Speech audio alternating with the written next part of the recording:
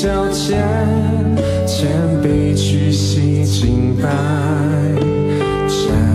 仰主的容颜，在耶稣的脚前，安静留心聆听，等候主的旨意，在耶稣的脚前放下一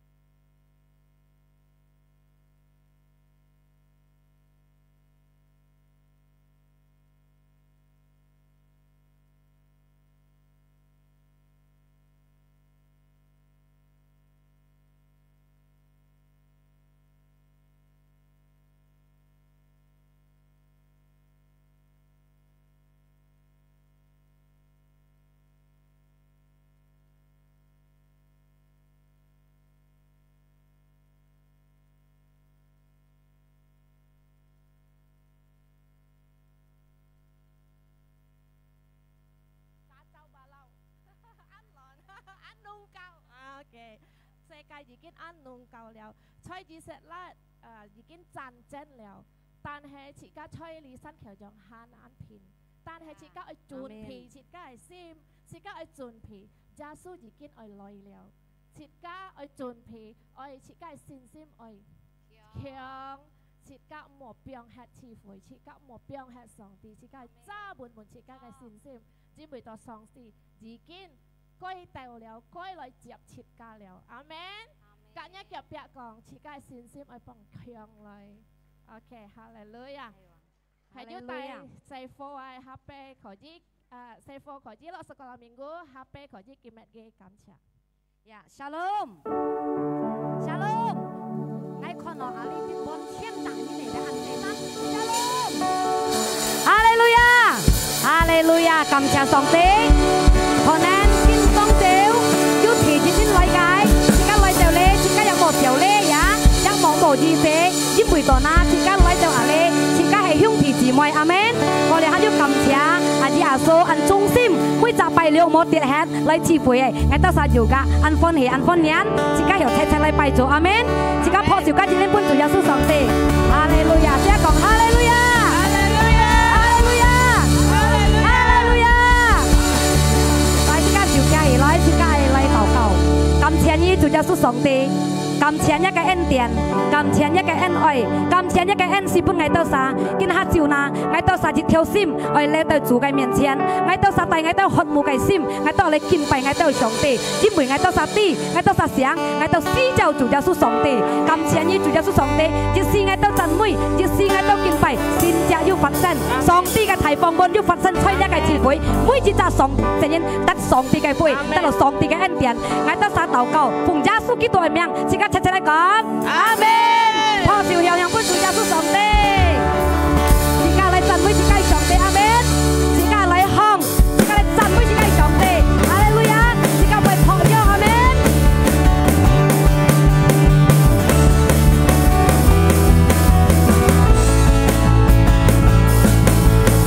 來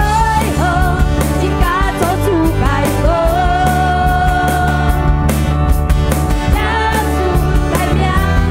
I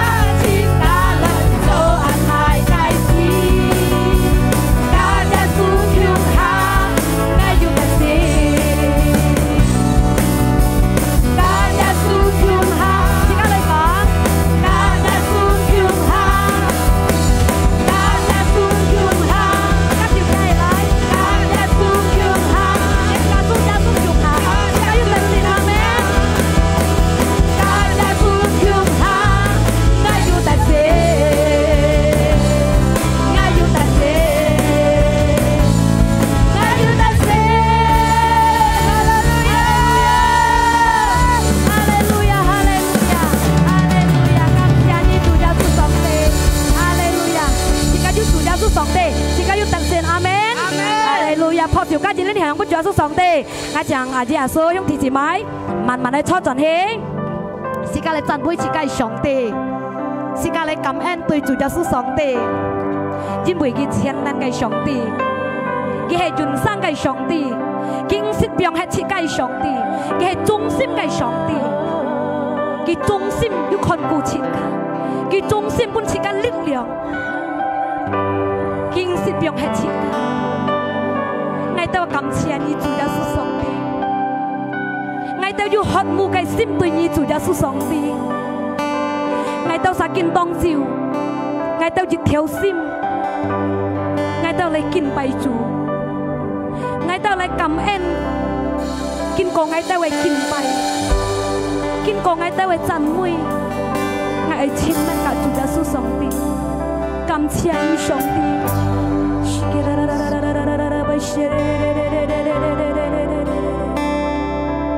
Hallelujah, oh Yesus上帝，愛到啥感謝你，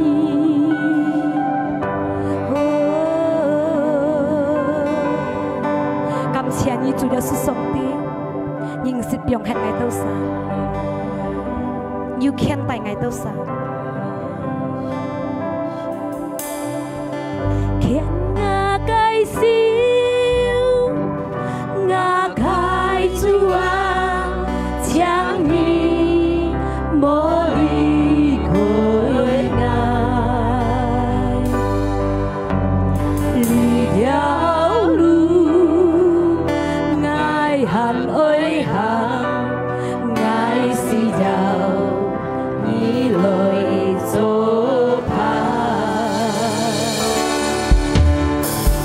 天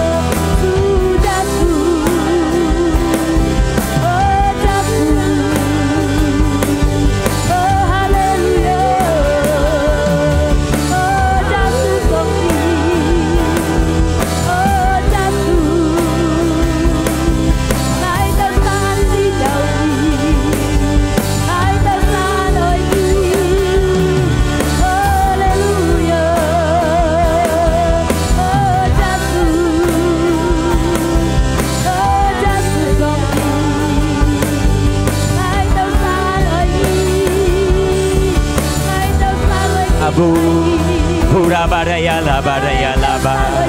Hira baraya la baraya la bu. Hallelujah. Shikira baraya la bu. Hina baraya la bu. Hina baraya la bu. Hina baraya la bu. Hina baraya la bu. Shanaya la baraya la bu. Hallelujah. Hallelujah. Cảm ơn Chúa Giêsu. Cảm ơn nhà cái anh tiền. Hallelujah. Hallelujah. Hira baraya la baraya la bu ya la bu. Hira baraya la bu. Shandaya la baraya la bu. Hallelujah. Hallelujah. Hina baraya la bu. Shakaraya la bu. Cao mặt ngay teo xa. Cao mặt ngay teo xa. Hallelujah. Hallelujah. Chúa Giêsu kỳ妙嘅小主無處ngay teo xa. Hallelujah. Hallelujah. Hira baraya la bu. Hira baraya la bu. Cảm ơn Chúa Giêsu. Cảm ơn Chúa Giêsu. Hallelujah. Ngài tôi相信見當朝要善者發生，上帝嘅提防門要睇你嘅變數，要支持一嘅人啦，攞住睇你嘅見當朝嘅，ngài相信ngài tôi sẽ kiến đi hết đó, ngài tôi sắm đất nhiệt chất cái môn thi, sắm đất sang anh phải giúp bắt đầu phiền thùng, giúp xin thì nhóc này, ngài相信攞住nhiệt chất đi theo về lẽ đầu ngài theo về sang miệng chung, về lẽ đầu ngài theo về sẽ rất đúng,但係ngài theo散啲，ngài theo về上帝睇過熱chất，見當朝啊，福音禱告不攞住一個字語，身體要健康嘅，身體要不平嘅，後嚟痛嘅，打中風嘅，他那痛嘅。強筋痛嘅，腳陰痛嘅，窿腫，所以耶穌基督嘅名，一直到如此，所以耶穌基督嘅名，所以耶穌嘅變生，一個身體嘅健康，一個平痛，一切啲嘅你看走，所以耶穌基督名，你今下得到一個新家，因為上帝支持你兄弟姊妹，我一個信心大本，你相信，你講阿們，你得到支持，你得到好，所以耶穌基督嘅名。一切的平，一切的痛苦，耶穌嘅你同在，平痛嘅你看走，要心肝痛、心肝疾，嘅你描出一個平，要背痛嘅支持你，得到好，新家發生，學小本主耶穌做新家，你做新家唔停㗎，只家相信，只家接到見當朝。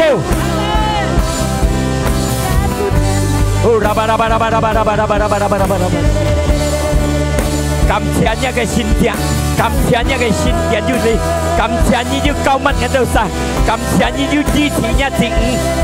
見當中嘅相信，見到來學，你係得到強，得到新嘅天線，得到新嘅啟拉。學潮不自家嘅主耶穌，自家 say hallelujah， 感謝你主。感謝你心靈要做新家，不愛到啥隆重，愛到得到一個新家了，愛到得到一個健康了，今日愛到愛出改點點嚟聽一個福音，聽一個法，因為透過一個法，愛到得到得勝。阿門。高乜隆重一個字語，高乜福音傳一個法，在耶穌基督嘅名，愛到感恩，愛到禱告，自家相信啥，接上帝嘅法啥，自家齊齊嚟講阿門。阿門。阿門。Hallelujah! Hallelujah! Ngài tận xin, xin bị Giê Xu, các ngài khiêu ngã cho. Amen. Yeah, mặc dù tôi chỉ thấy còn nhất bài hát tổ siêu, rồi bài hát thằng đeo tổ siêu chín siêu thằng đeo, Giê Xu các ngài khiêu ngã cho. Amen. Hallelujah, chẳng sao.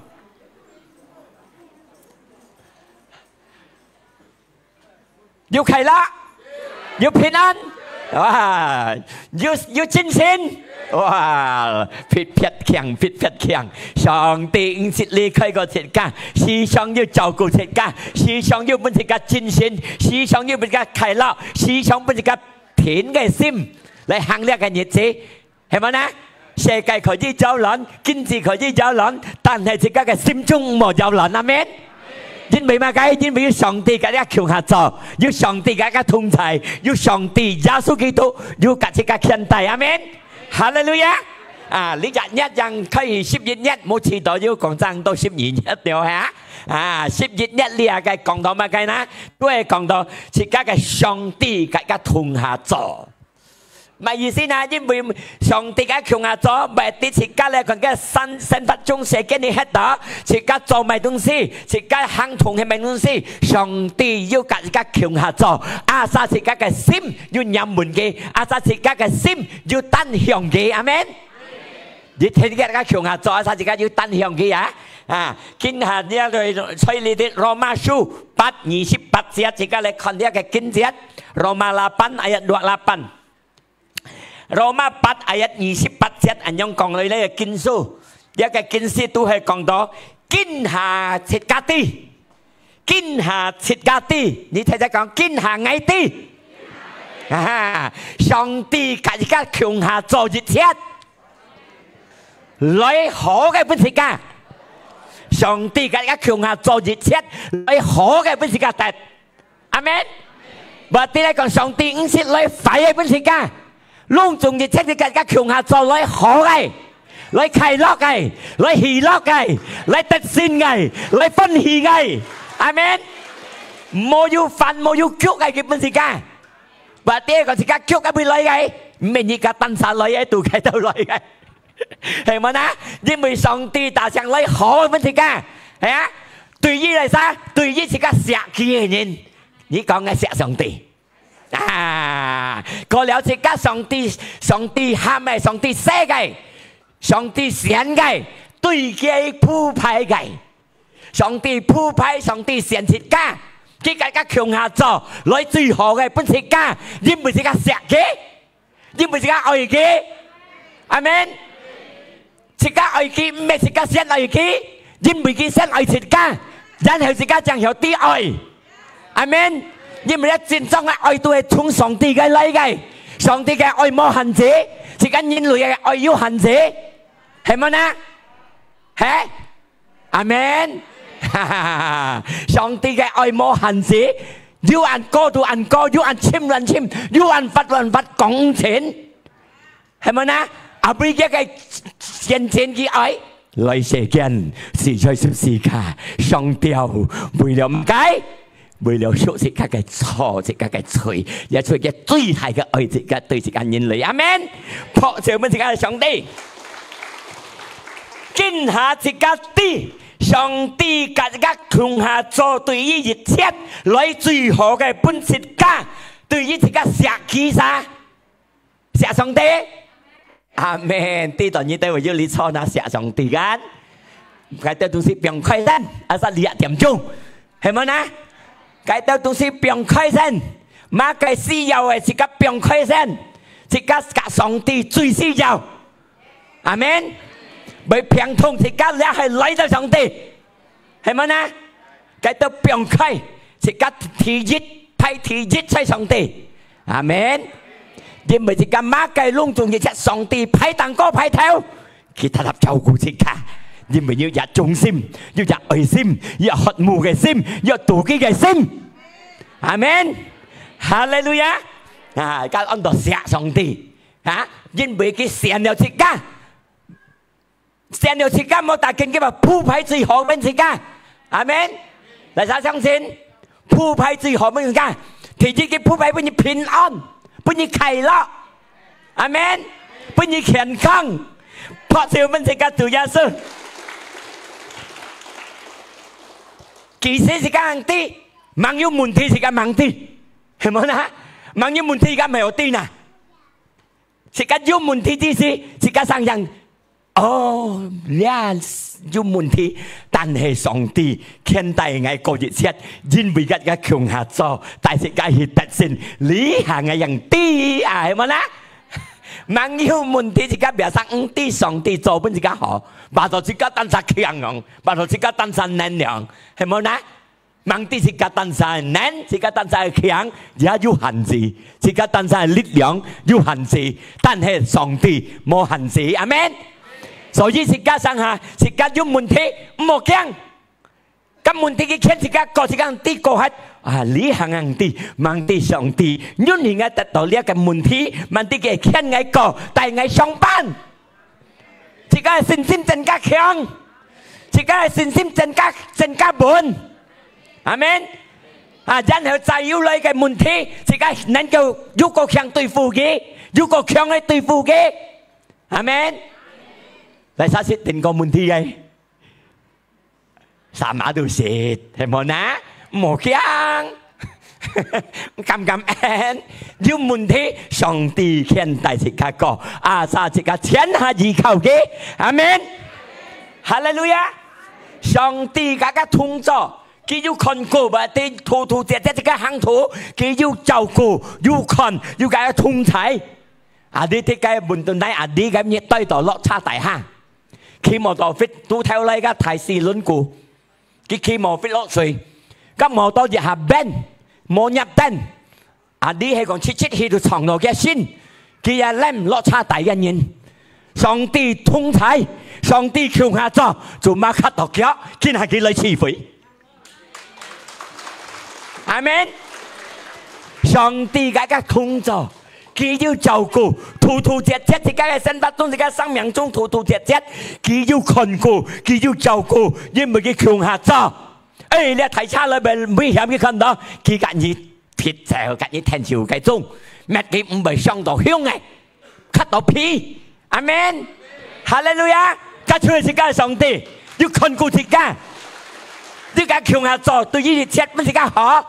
amen.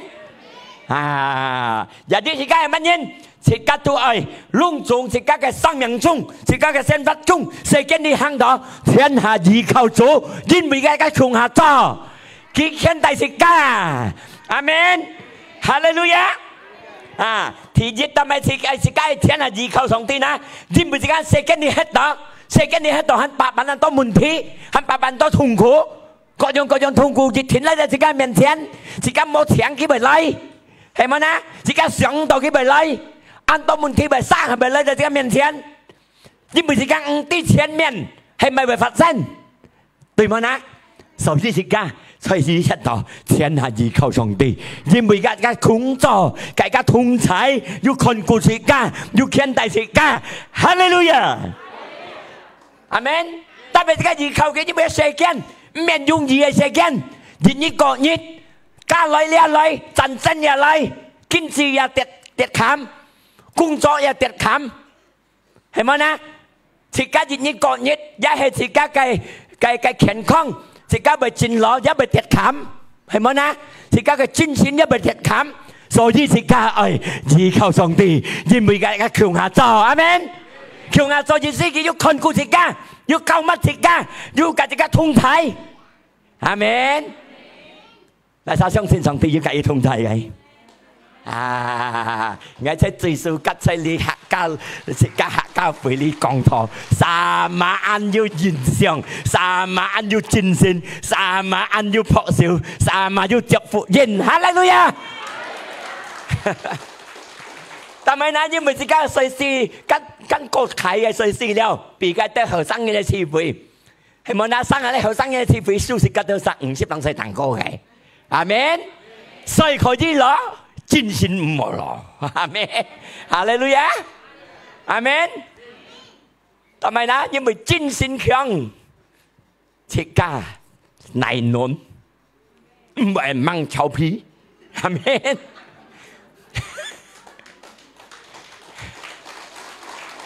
家係下臭皮，該幫你幫嘅幫對你幫到不了。個皮幫人皮會變多，係咪啦？所以講一及一啲冇全齊幫我攞定幾攞咯。阿門，哈利路亞！自己錢係依靠嘅，因為夜店中面前就講啲發生啦計，韓國1年，韓國5年，好過5啲，係咪啦？行下出自家5啲嘛嘅生下自家咁進天堂人喺度，要啊要讓發生啊，要緊，哈哈，說歡多講一個別行暗多，所以信心係揸滿對上帝。自家是咗腳前信主耶穌，別掹揸滿嘅信心，因為自家面前自家5啲咪發生，收咗5啲人要自家嘅日子嘛，啊日禮拜過5啲人要自家嘅日子嘛，係咪呢？所以信心揸滿，慢慢腳前引滿相信上帝。自家嘅叫做，因為自家依靠嘅，因為自家通咗，佢同佢牽帶自家，阿門。十半日嘅隻咪名嘅啦，朗誦正嚟到練善堂嘅，嗱，企昂下嚟，咪名啊，破少，上到練善堂有兩年啊，上日練善堂朗誦兩世間，啊，병mang結天兩世破少本主耶穌，錯咗你，將上練善堂。在你水木，不落主耶穌牽佢個暗嘅行，牽佢去講嘅學講出門閉嘅啲，主耶穌同咗，不記得信心，朗誦佢講係兩世，哇，撇撇強，阿門。上帝嘅強下做，佢做本你隻眼嘅命，佢做本嘅，讓佢慢慢漸日結天，就兩世，阿門。嚟晒兩世，似乎咗講一啲，朗誦係咩錢？下日拜六一個月，阿門，別忙。因為時間啲下禮拜要隔兩七度寬咯，阿門，哈利路亞，係咪呢？因為上帝對自家嘅鋪排將不自家，自家看嘢經節，耶利米亞29、11，耶利米亞書29、11。上帝嘅話音講到，因為我啲我鋪排上嘅對於隆重兄弟姊妹，上帝鋪排上一前途一前面，上帝啲嘅鋪排上本嘢唔係傷害，但係得到盼望，得到有前途，阿門。本自家就強嘅盼望，強嘅特性。佢鋪排自家嘅，上帝鋪排本隆重兄弟姊妹冇傷害嘅，但係要盼望，所以自家你三回連要幾回你hết，全係依靠上帝，因為佢家自家通咗，佢牽帶自家你路途，阿門，哈利路亞，我分享安多，我聽安多人嘅見證，你就托安多人要接到。安當然接到佢學講出，哇！你牧師講出啲樣樣嘅頭，自家係樣樣都，哇！撇撇強，上帝本自家嘅能力強，本自家作嘅嘅反應，阿門。所以當講頭之時，耳孔變好，心中變好，思想變好，你接上帝嘅話，接咗嘅話，自家你要機會行，要機會寫緊你喺度，就嘅話去行，越斷越得勝嘅路，阿門。因為上帝鋪排上要前面嘅最好嘅，要盼望嘅，係咪？但係自家要靠佢，因為上帝鋪排上唔係從自家鋪排嘅，上帝嘅路唔係自家嘅路，自家嘅路窿仲係慢慢上，係慢慢得到，但係上帝嘅路慢慢嚟，越途嚟，係咪啦？啊，自家人都學曬背呢啲上下傳都係慢慢發財緊，慢慢發展緊，顯啲會動橋緊。係慢慢發展緊，但係上帝係慢慢唔係樣嘅派嚟派嚟。是近年講一個別啲係耐心聽上帝嘅路，咁慢慢係教嘅㗎嚇，係冇嚇，咁要大技巧啊，因為本來你所多錢梗係教啊，學教嘅。上帝鋪排最好嘅，破少本自家嘅上帝，哈利路亞。平安嘅鋪排嘅，哈利路亞！自家嘅路頂到上帝嘅路，上帝嘅路撇撇高，上帝嘅路撇撇發，上帝嘅路撇撇簽，自家思想上打，所以自家嚟日耐心嚟聽上帝嘅路，因為上帝嘅家通咗，佢嘅家通齊，阿門。第一就係講到自家要耐心等上帝嘅時間，嘅家強下做。自家每日要等耐嘅心等上帝嘅時間，自家強，因為自家強下做。自家要耐心，但得到人嘅路，但得sin嘅路。思想自家得唔到人嘅路，得唔到得sin嘅路，因為自家唔耐心，自家假擺猛好做，自家先去做。講一個別啲唔好假擺，係冇啦。biasa自家你嚟假強，你假擺，你咁猛好用過自家先過，係強過上帝。見下係耐心，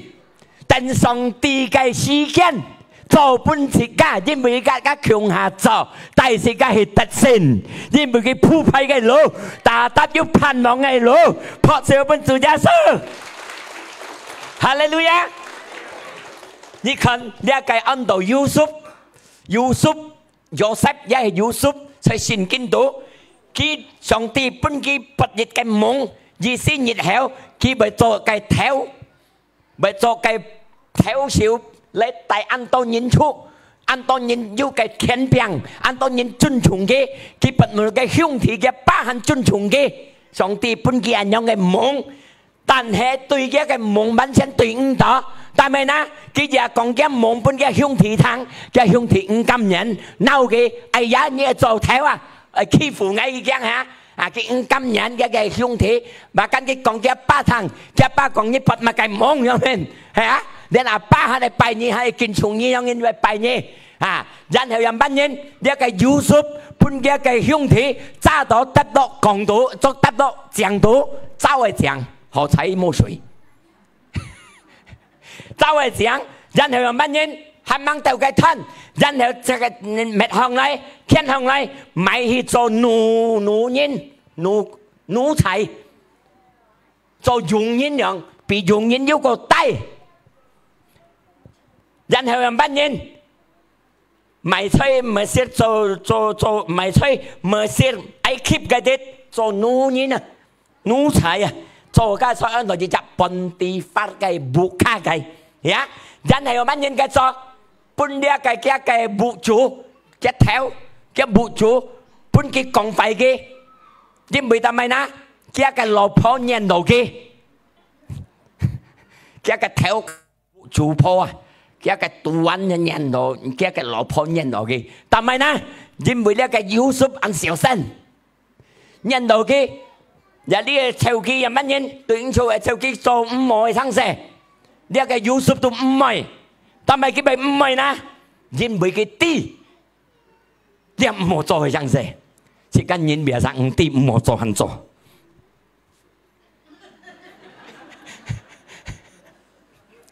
sao ăn hióng ăn tí ngay còn mà cái đó tí ná ha dân hiểu lấy con cái tiền còn phải cái một trò răng rề còn cái mệt kia rằng tiền trả lọ đó khu lọ âm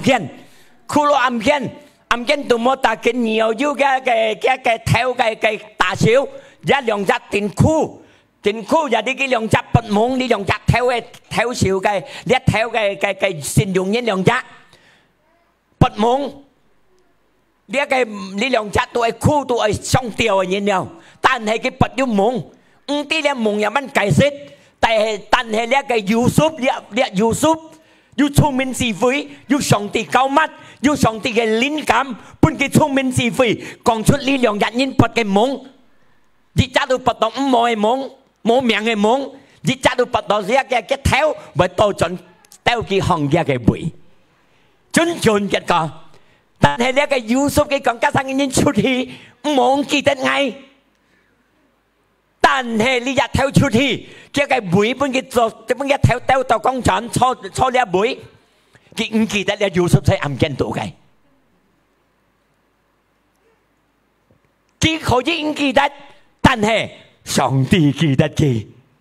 隆重人可以唔記得隆重兄弟姊妹阿就上帝記得你超夠了因係上帝讓呢一個跳睇跳不夢冇人要講結果要係簡單咧講要係攞到呢一個 Yusuf 出嚟講我對準啊然後 Yusuf 搬佢跳上去做最大嘅跳除了呢一跳做一個大小田嘅跳要強嘅跳在埃及嘅地撲上搬做耶穌 berarti jika theo pun cái bật mông bật ăn khen ngày mông但係佢行嘅啲土隻咩人用意去做到頭berarti mà cái thấy cái講係上帝要強下做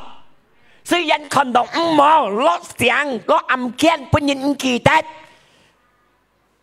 但係上帝強下自己做上帝看待cái土隻要上帝看待嘅個如土越土個土結果就變頭所以愛去俾啲做兒小阿們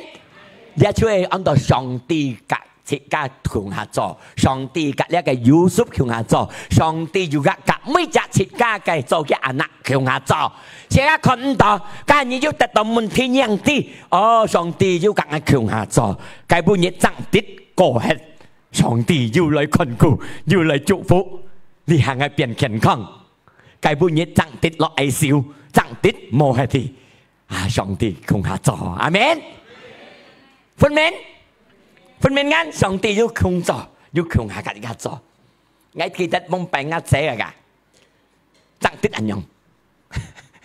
chẳng tít chạy hết ngay lùi xe thầy lùi tông thiên ngao chú Giêsu bún ngắt xe chi phí lấy chi phí cảm謝chủ cái lấy chi phí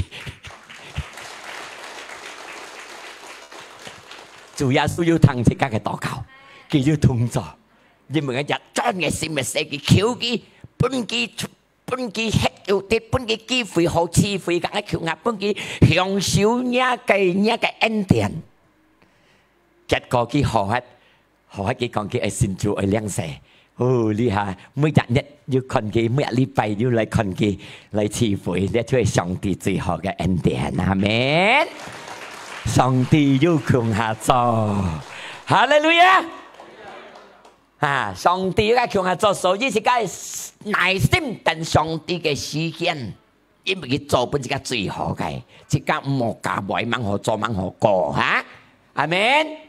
哈利路亞！天意嚟講乜嘅呢？即個要日中嘅心對於隆重熱切。馬該來到自家嘅生活中，馬該來到自家嘅生命中，好嘅唔好，自家嘅忠心、切嘅心對上帝，唔好離開上帝，唔好要差心，唔好要唔順服嘅心，要有忠心，阿們，哈利路亞。但係要忠心啊！呢個Kejadian創世記個Kejadian 39天意有經講到。但係上帝要求通才，為了佢做熱責任嘅工作，每個工作佢做嘅要特性要利息，所以呢，佢吹嘅頭嘅部一啲係埃及人嘅啲，佢看到嘅頭看嘅，上帝要看待嘅，做隆重熱切然後佢得到嘅頭嘅恩典，得到嘅寫嘅，所以呢，呢錢下嘅部卡嘅高超半嘅。佢吹呢啲吹嘅埃及嘅做，佢嘅呢部嘅做，佢做最低嘅容忍，但係佢日忠心去做，所以這個世界你就係忠心，阿們，做乜嘅工作日忠心，睇身係耐心，你係要忠心，兩公婆係要忠心，阿們，老婆對老公係要忠心，老公對老婆係要忠心，阿們，哈利路亞。即刻對上帝係要忠心，哈利路亞，係要用嘅心呀，對於熱切，唔好大陣即刻得到好人係忠心講咪嘅印尼本講實啲啊，呀，係要忠心，即刻係要用嘅心嚟對上帝，即刻侍奉主也係要忠心，阿們，哈利路亞。要忠心，像啲要信仰嘅好唔好？落暗間度，暗間頭也食嘅，落暗邊啲本人家吐嚟嘅，乜嘅落破嚟嘅，舊嘅苦落暗間，佢咩忠心去做？為了嘅暗間頭話，看佢按勤去做，冇頭爛要忠心，唔按苦肯做就按好，鋪排按好，隆重食嘅。阿們，食家就係要用嘅心，哈利路亞。要日忠心，變最得人錫愛人嚇，自家都要用嘅心聽上帝，我相信上帝一天要照顧自家，要看顧自家，阿們，哈利路亞。第三，切家要扎順服嘅心對上帝，要尊重嘅心對上帝，要敬心尊重上帝嘅心，要敬心對上帝，敬喺安度尊重上帝，即係要尊重上帝，切家你撒回你喺度，切家唔咁亂嚟，係咪啊？咩講人班嘢咩敬貴嘅敬上帝，或者係尊重佢，所以你是家喺你撒回你要尊重上帝，尊重一個自己唔咁亂嚟，自己做生事，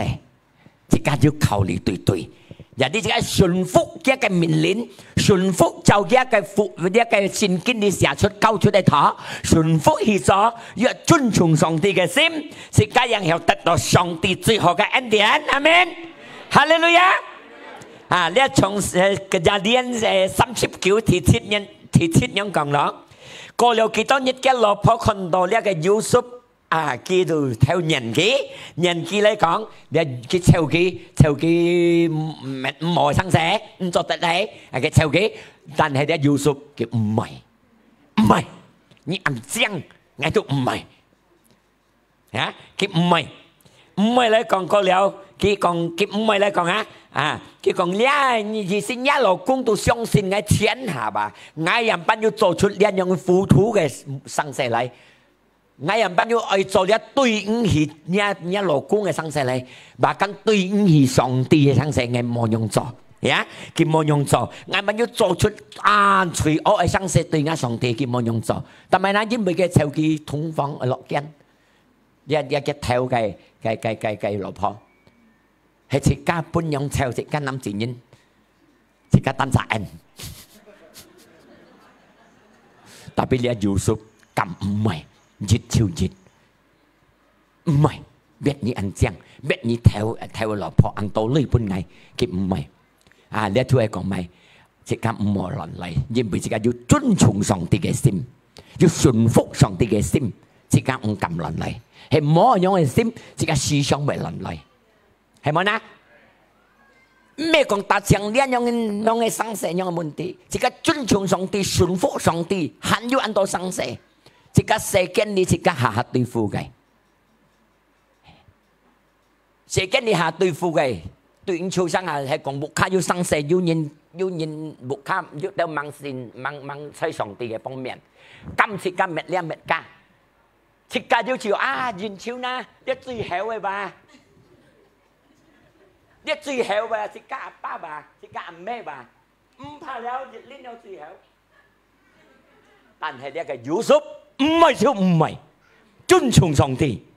敬上帝，尊重上帝，唔係就唔係。係自家下咪，本自家撇就自家兄弟，自家阿叔，自家阿 Q， 你最好就你唔怕，自家要硬嘅做。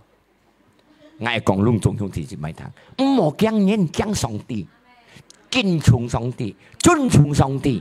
阿們，哈利路亞。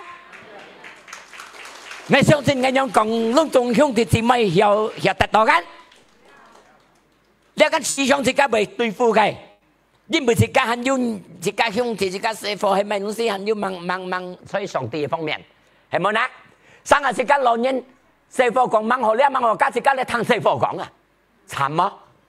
自家做老爸，你自家用師傅講掹好咧，自家唔會聽，自家聽佢講。實際跟呢一個特叫都係自家單殺特結天，咩師傅結天自家，阿們，自家單殺結天，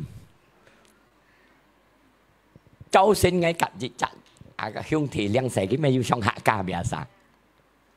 我講一啲啊，佢講佢係兩世，佢唔曉嚟你ăn lăng嘅水，不卡水白嘅啲，煲燒水加固咩落去，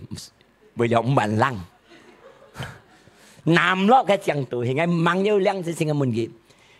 一兩世都係你家愛嘛，係你家人心愛你分娩自家先做兩世嘛，強係要你拍生意嗎？冇，要你阿伯你嗎？冇。冇到你靚啊，係咪啦？感謝主，就先嘅靚好食。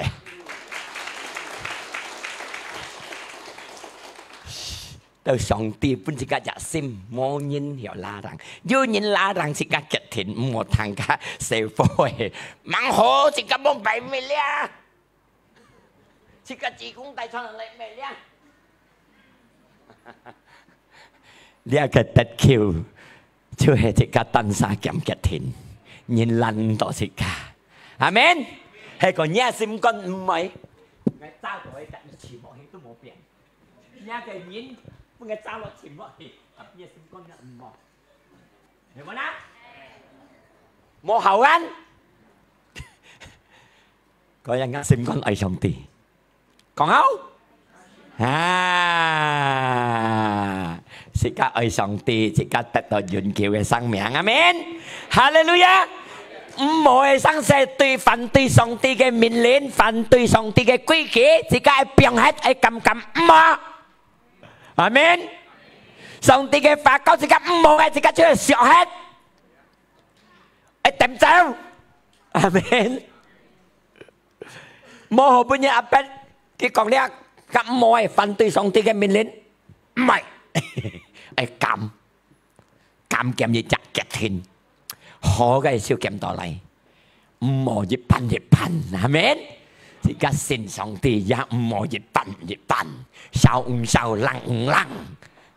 笑到笑笑。阿們，哈利路亞。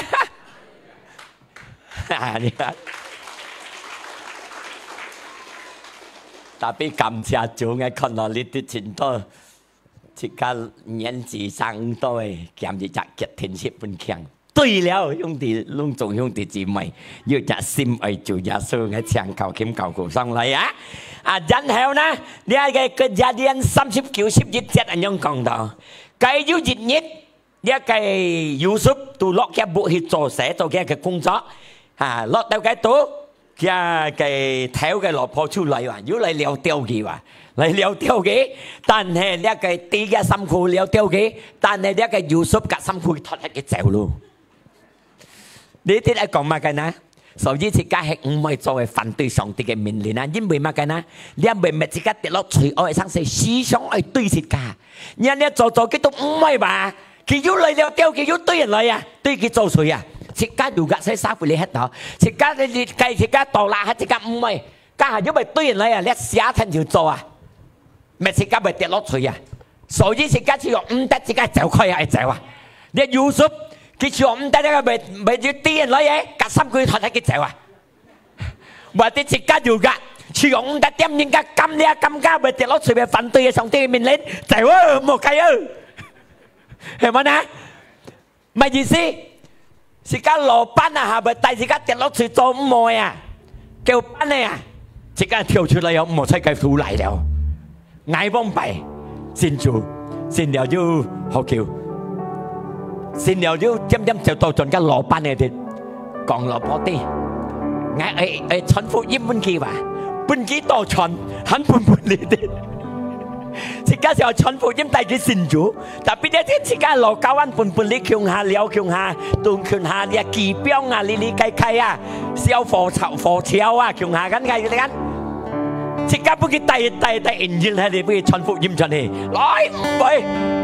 我按唱機單睇法先到，自家要間嘢噃，你唔得俾咪自家直吹咯，我出去跳出嚟人錢嘅唔計咯，呢個約瑟即係跳出嚟，夾心頭就係佢，結果唔係跌落水惡眼，自家真係有眼呢，唔好自家去走，因為自家會跌落去，佢又嗌，阿們啊，盟友唱歌啲事。呢下就係自家感謝主，自家應用嘅恩典，我相信自家都實謝上帝。但係自家啦，自家要夾身體，係冇夾冇身體，大家可以夾下，自家夾向身體，身體夾向自家禱告。細聲夾埋暗布，自家夾向我自家禱告。主啊，我感謝你一個恩典安好安泰，應是表現我家，時常帶我到去得勝。因為你夾硬窮下做，見下我愛一個記號感恩對你主耶穌，我都會帶我都奉獻嚟到上帝嘅面前，在耶穌基督嘅名獻上呢個奉獻，為了做主嘅工作才嚟的，感謝你主你祝福呢個奉獻，嚟榮耀主耶穌嘅名，在耶穌基督嘅名這個感恩這個禱告，阿門。阿門。而家嚟拜主。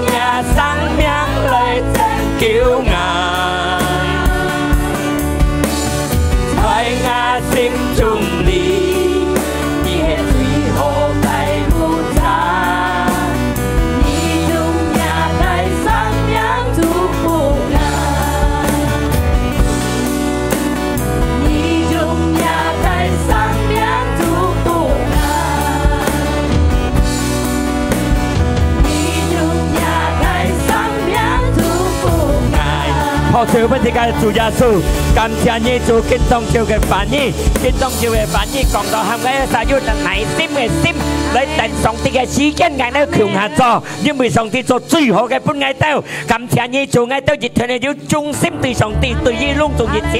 感謝主耶穌，愛豆要講